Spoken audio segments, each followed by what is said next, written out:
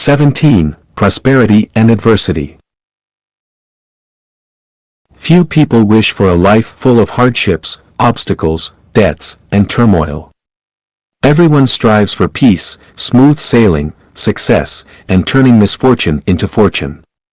Yet, why do tragedies like emperors committing suicide, presidents going to jail, wealthy people committing suicide, and scholars begging happen? In Chinese history, there were cases where one person's crime led to the punishment of 9 generations, and the extermination of an entire family.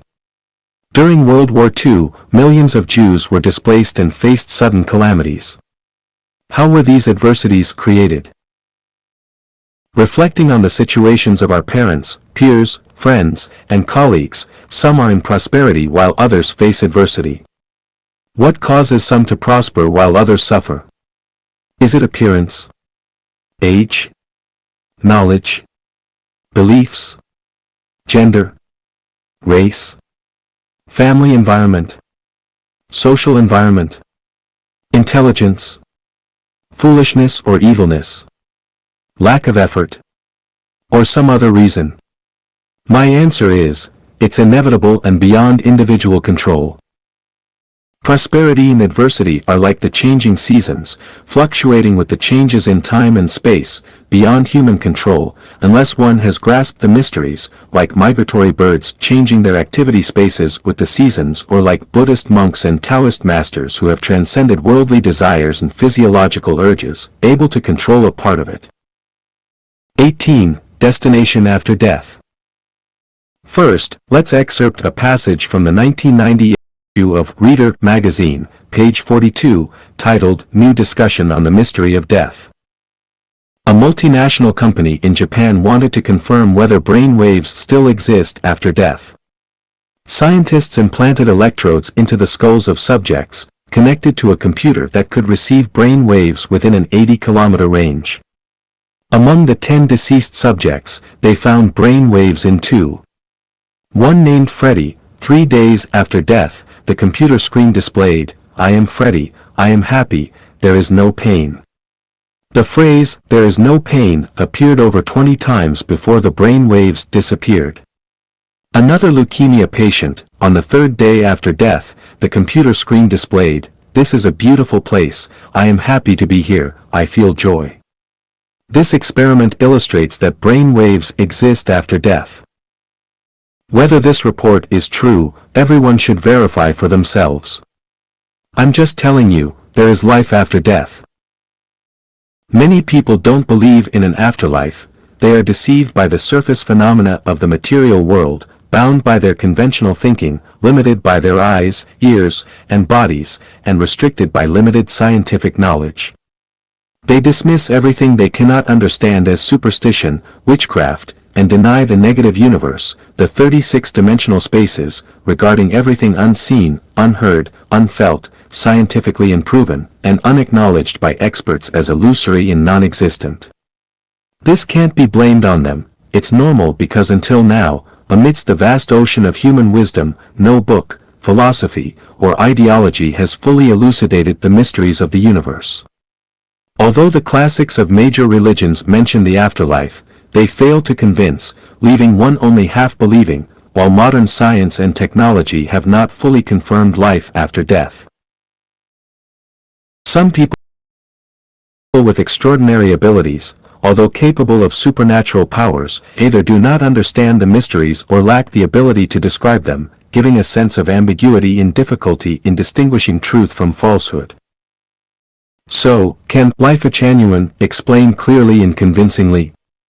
It's also very difficult, not because it can't be explained clearly, but because of our level of cultivation. For example, when I say sunlight is colorful, with various colors depending on what's in nature, you may find it unbelievable.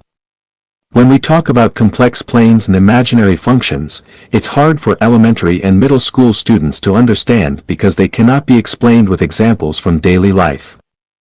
You can easily understand that 1 apple plus 1 apple equals 2 apples, but if I tell you 1 plus, minus 1, equals the universe, it becomes inexplicable and incomprehensible.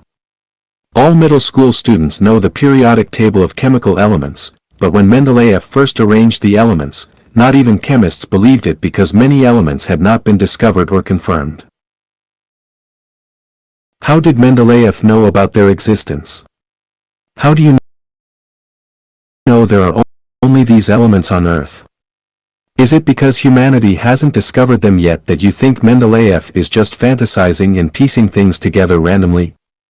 No, regardless of whether you believe it or not, the periodic table of chemical elements is an order, a necessity, just like every cell in a person has 23 pairs of chromosomes. If there are more or less, it's no longer a human. Everything in the universe follows a fixed procedure and order. So why was it Mendeleev who arranged the periodic table of chemical elements, and not someone else? Buddhism teaches that humans have human eyes, Deva eyes, wisdom eyes, Dharma eyes, and Buddha eyes. Human eyes are understandable because we all have them. So, what are wisdom eyes? We can understand that too. For example, Bull identifies horses. Bull had wisdom in recognizing horses. He knew what kind of horse a fast horse was, what kind was a medium horse, and what kind was a poor horse. Some political leaders have the wisdom to recognize talents, like Li Shimin recognizing Wei Zheng. What about Deva eyes? We can also understand that, for example, the Hubble Space Telescope, electron microscopes, laser mirrors, etc., are heavenly eyes that can see distant worlds and the microscopic world invisible to the naked eye, see beyond walls and skin. Such eyes are Deva eyes. What about the Dharma eye? It's relatively difficult to understand, because only those who know the order of the universe, the structure of matter, and the past and future of any object or person possess the Dharma eye.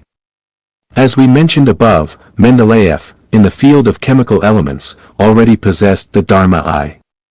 Newton had a certain Dharma eye in the field of mechanics. Sakyamuni had the Dharma eye in the field of material structure. Thousands of years ago, in the Avatamsaka Sutra, it was said, in each speck of dust, there are boundless worlds, in these worlds, there are again specks of dust, within these specks of dust, there are again worlds, such as the endless cycle, which cannot be exhausted.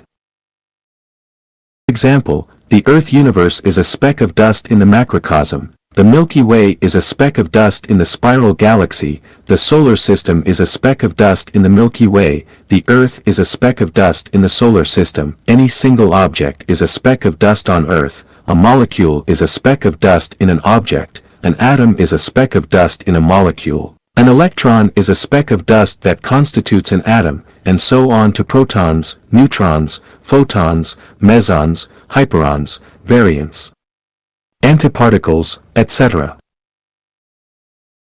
Such is the endless cycle, which cannot be exhausted. How could Sakyamuni see so finely thousands of years ago? Because he had the Dharma eye.